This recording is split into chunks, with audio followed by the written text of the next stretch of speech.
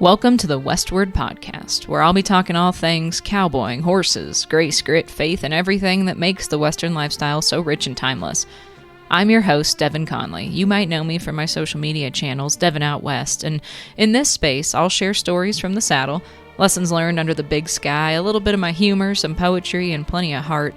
Whether it's my musings or a guest with a story to tell, you'll hear the voices of folks who live the West, not just in the land, but in the spirit. This show is for anyone who feels the pull of the open range, whether it's horses and cattle, history, Western fashion, or just that yearning for wide open spaces and the peace that comes with them. So take a deep seat in the saddle and join me as we talk about life out west. God is good, and I'm so glad you're here with me on this journey. Let's head westward. The Westward podcast is co-produced with LiveEQ, the leading mobile app for horse owners. Find everything you need for your horse journey, from barns and stables to trainers, jobs, and horses, all in one free app. Welcome back to another episode of the Westward podcast. I'm your host, Devin Conley, and again, I'm so glad that you're here with me. Thank you for being here on this ride. On today's episode, I thought that we would do a little bit of poetry reading. So I was going to read you some of my poems and then tell you the story behind each poem. Now, that means today's episode is going to be a little bit shorter, and if that's not your thing and you want to see me at the next one, I completely understand. If you want to hear a little bit of my poetry read aloud and then the story behind each poem, please stick around. I'd love to have you, and I hope that you had a great weekend. I hope that you have a fantastic week ahead of you, and let's head westward. Thank you for being here. So the poems I want to share with you today, I'm going to share maybe 2 or 3 with you, and these are from my newly released poetry book called The Words of the West. And Words of the West it was a labor of love. It was in the works for a lot of years, and I had to collect all the random poems that I've written over the years, but finally got it done, put it in a book. It's self-published, which means it's a little rough around the edges, but I am so honored that I think we're closing in on about 1,000 copies sold, which is amazing and humbling, and I am so grateful for anybody who has bought a copy, shared it, loved it, liked to post about it, whatever it might be. Thank you so much for sharing my book, Words of the West, and it is available on my website if you would like another copy or like to get your first copy, whatever it might be. I do have some more books available that I just put an order in for, so you can find that in the show notes. Otherwise, it's just devinoutwest.com. So this first poem I want to share with you is called I'll Be in the Barn. So let's read I'll Be in the Barn together. Here among the neatly stacked hay, with a floor made from dirt, warmed by the sunlight's last rays, where weathered old ropes hang frozen in time, a dusty old calendar from '99, where the mask I can drop soon as I walk inside, a place I seek shelter, where I don't have to hide. Here the dust gathers thick on things left alone, on old tools and tack, on half-chewed dog bones, where halters still hang from horses long dead, like little tombstones marking the lives that they led. The loft that Dad built, where we spent time as kids, a magical place that felt bigger back then. A dusty old tractor, cracked from the sun, a relic from when this place and I were still young. The rusted-out stall fronts we bought on a lark from the fairgrounds they tore down to put up a park. The animals eat and dig through their hay, the sound of their rustling is a comforting thing. An old horseshoe hangs crooked above the third stall. The luck's probably run out or never was there after all. Where the air just feels lighter, the quiet is deep. Sometimes the only place where I can ever feel peace. Where the tack room stays warmer and the work's never done. Where the roof has some cracks that let in the sun. Where even the spider webs hold their own quiet charm. If you're looking for me, I'll be in the barn. This poem was written as I sat in the barn, and I think I might have scribbled it on like a piece of paper I found in the tack room. I'm not quite sure. I don't remember, but I know it was scribbled on the back of something like that. And I had walked into the barn down at my dad's place where I grew up for, the 10,000th time or whatever. That might be an exaggeration, but you know what I mean. I walked into the barn to go do whatever I was going to do, and it just kind of hit me how safe I felt there, how at peace I felt there. And it's not just specifically that barn, it's kind of any barn. And I think it just speaks to the symbolism of being somewhere that you love can really make you feel at home, right? Even if it's not necessarily a home, maybe it's just your place. And I think for a lot of us, that is the barn. That is our arena. That's the horse stalls. That's whatever it might be in that regard. So I had walked into the barn to do whatever I was going to do there, and it just hit me like, oh my goodness, I am in here so much. And I spent a lot of time alone in that barn. And I thought, if somebody's looking for me and they can't find me at work or, my home or whatever, I'm probably in the barn. That's where I'm going to be. Again, had spent a lot of time in this barn, had kind of grown up there. This was, my childhood home that my dad is still currently at. And so I had animals there for a long time until I moved out of state again. And I loved being in there because I was by myself. I could think, I could sit down on the hay and put my head in my hands if I just needed a minute to kind of process something. I would often go down and feed, and I would just sit, on the hay, just listening to the horses eat. And there was a time where I raised goats, and I had quite a few goats, and they were in the barn, and I would listen to them eat and just kind of rustle through their hay, picking out the good pieces. And it was just soothing, right? It was like the background noise that you needed to just turn your mind off, get away from the world, and just be, just exist. And so a very special place for me. And, the barn I have now, I do the same thing. If I need to just go sit somewhere quiet, like I can just go sit in the barn and listen to the horses eat and, listen to Wilson munching his Buckeye. And it's very, very peaceful, and I love it. And that's what kind of inspired this poem. Was I was sitting on the hay, listening to the animals eat, and I thought, yeah, if somebody's looking for me, I'll probably be in the barn if they can't find me. And so I wrote this. I just looked around our barn, my childhood barn, and I just wrote things that I saw, because in that barn there are still, I've talked in the first episode, my dad was a team roper. A lot of his old heeling ropes are just hung up, and they are relics at this point. They're dry rotted, they're covered in cobwebs, but they have their place on the wall, and that's where they hang. And we do have a calendar in the tack room from 1999. I don't know why it's still there. I think at this point anybody is like, we can't touch that. It's, very special for some reason. And it's just this random calendar from 1999, but it's been there for so long, we're not going to take it down.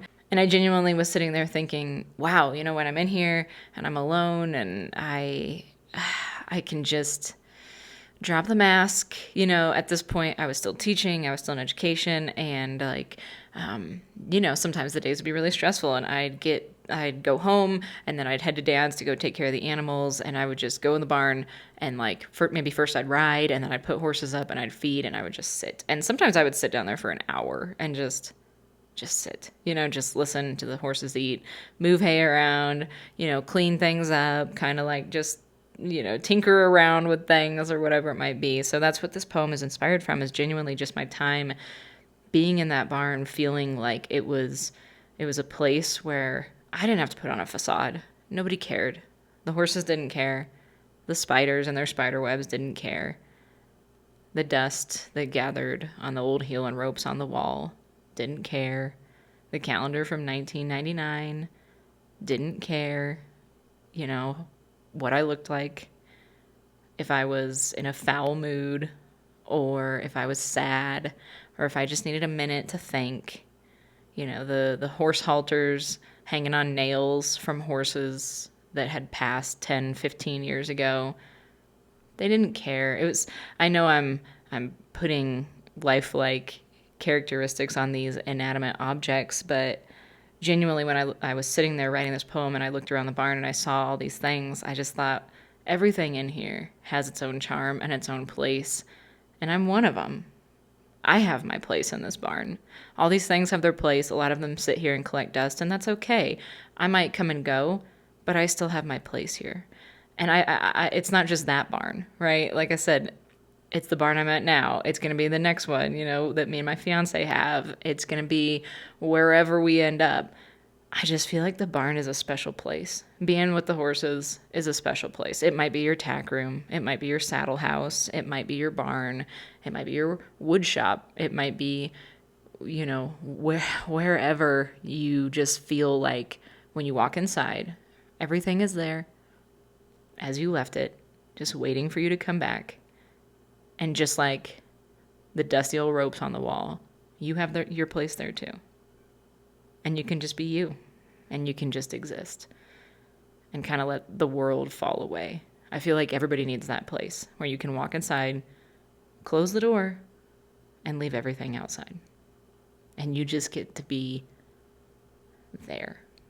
And on just kind of like a fun fact about me note, I, as a former history teacher, I love spaces that have a story to tell, and I feel like everywhere has a story to tell. It's really hard for me to not drive by like an abandoned homestead on the side of the road and not pull in and try to take a photo of it, because these four walls of wherever, they've got a story to tell.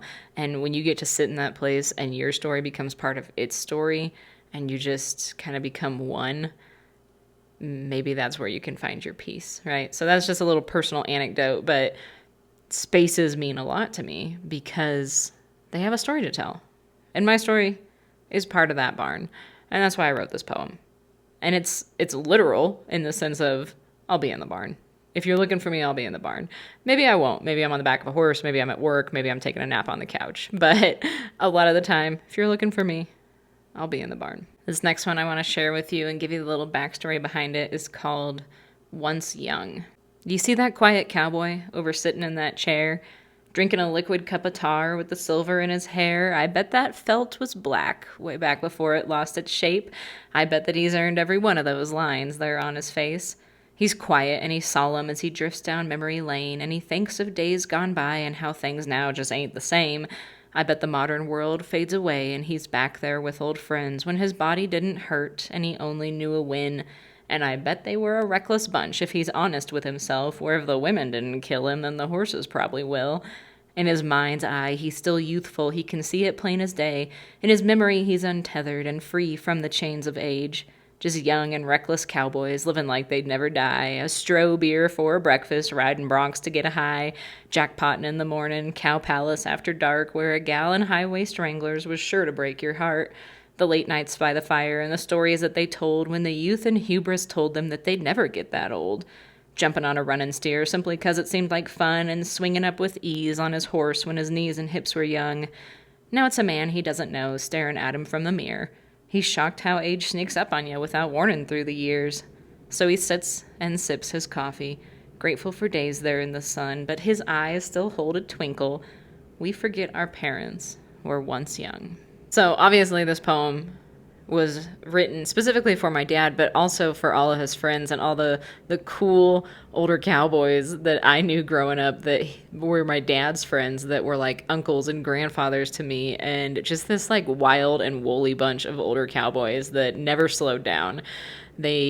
Maybe their bodies started to give out on them a little bit as they got older, but like they were tough and they're fighting through it. They still are. So many of these guys are now in their 70s and 80s, my dad's friends that I kind of grew up around, and they're still out there roping and they're still riding and just cowboying, because cowboys never die, right? Like they might get a little bit older, but eventually they just ride off into the sunset. They never die. And I wrote this poem because I think, especially when we're younger, we get so wrapped up in our own world that we look at our parents and we don't see them almost as like whole people with an entire life's worth of knowledge behind them, an entire life's worth of experiences. We see mom and dad, and sometimes we even forget they have a first name that's not mom or dad. And so when I was sitting listening to my dad talk with, his old roping buddies about all of their wild and woolly days, like truly the cow palace, the jackpots, going down the road to rodeos, drinking, a stroh beer for breakfast and all of that, this poem just started to form in my mind, because I thought, what a story, what a life.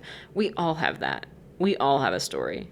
We all have this really cool life experience to share. And I think as younger people, sometimes we forget that our parents also have that. So I just kind of wanted to write this poem as a tribute to my dad and all his experiences, but also to all of his friends, all of his, amazing buddies that I got to grow up with. I got to grow up with like 25 uncles and grandfathers, right? Because all my dad's friends that he was in the sheriff's posse with, that he roped with, that, they would go have like the practice pins, and I'd get to go run along, with my brother and my sister. We could go hang out.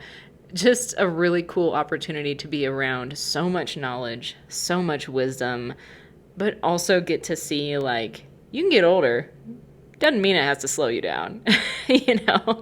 It doesn't mean that you're slowing down. A lot of those guys were still out doing like the wild cow milking at like 65 years old. So pretty impressive there. This last one I want to share with you isn't a classic, typical poem. It's just kind of some musings, some writings, and it's called Reach This Life. So I'm going to read it for you, and then I'll kind of explain my thoughts that I had behind why I wrote it afterward. So, Reach This Life. I know there's a man in a high rise, so tall that its glass reflects off the stars, or so it seems, pining for the smell of fresh cut alfalfa. The circulated air of the office building is cool and stale, and he tries to fill his lungs with fresh air that isn't to be had, wishing he were on the top of a mountain. He may have never seen a shadow pass over the ground and look skyward to see a red-tailed hawk on the wing, or sat outside on a moonlit night and heard the coyotes sing their song, but somewhere deep in his chest, his instincts know that he belongs somewhere much wilder than this. His kind of wild is city streets, jammed with cars and people moving fast, a wild west of innovation and technology and lights that never dim so you can't see the stars. But he yearns for a place he's never been, for sights he's never seen. He knows that somewhere that is truly quiet, so quiet that a man can hear his own heartbeat if he listens hard enough. How can you miss a life you've never had? It's his instincts, his ancestral links to wild and daunting places that make him long for wide open spaces and the smell of sage and Indian paintbrush blooming through the rocks. But his office building reaches for the stars, and he closes his laptop to head home for the day, hoping he's one day closer to reaching the life he's never known. So I wrote that because I think almost every day I think about how blessed I am to live this life, to have been born into this world. You can absolutely do this if you are not born into this world. Are you fighting a little bit more of an uphill battle? Yes. Let's just be honest. Yes, you are. When you're born into it, you're born around people that they can pass on their knowledge to you, their wisdom. You're born growing up on the back of a horse. You're born with more resources that are relevant to the industry that you're already in, right? Like, that's just true for anything. Does that mean that if you're not born into this life, you can't reach it? Absolutely not. No. If you want to live this way, you want to live out west or out east or wherever, but you want livestock, you want horses, you want to hear the coyotes sing their song at night, you want to look up and see the red-tailed hawk on the wing, you want these things, and you weren't born into that lifestyle, you can absolutely still have it. You absolutely can. If you put your mind to it, and you stay dedicated, and you listen, and you learn, which we should all be doing, right? And you just keep working and you never give up, you can absolutely have it. There's a lot of people that were not born into this lifestyle that crave it. They yearn for it. And I think a lot of them maybe yearn for it subconsciously. And I'm not trying to project my own emotions, and try to assume how other people think, but I do think, just from talking to folks and kind of listening and trying to be empathetic to other people's situations, I do think there are so many people out there that they are in that high rise and they look out and all they might see is glass and steel as far as the eye can go, but maybe in their mind's eye, they just see rolling hills and they see dots of cattle out there on the horizon. Or they see the white curtains fluttering in the breeze over their kitchen window as they look out to the big tree outside where their horses graze. And maybe that's just their imagination. They've never actually seen that in real life, but they can conjure that up because they want it so bad. And again, it might be subconsciously. You might just have this yearning to be away from the bright lights or the noise or whatever it is. And you might just have this longing that you can't quite put your finger on, because I do think a lot of this comes down to you miss something you've never had. And there's got to be a word for that. I'll look it up. There has to be a word for missing something that you've never had. And I think that experience is universal in a lot of ways. A lot of us have that, but my heart really goes out to people that desperately want to live this way. They want to be able to look out their window and see their horses out in the pasture. They want to be able to drive down the street and wave at their neighbors cruising down the road in their flatbed. Like, I think a lot of people want that and maybe don't know how to get there.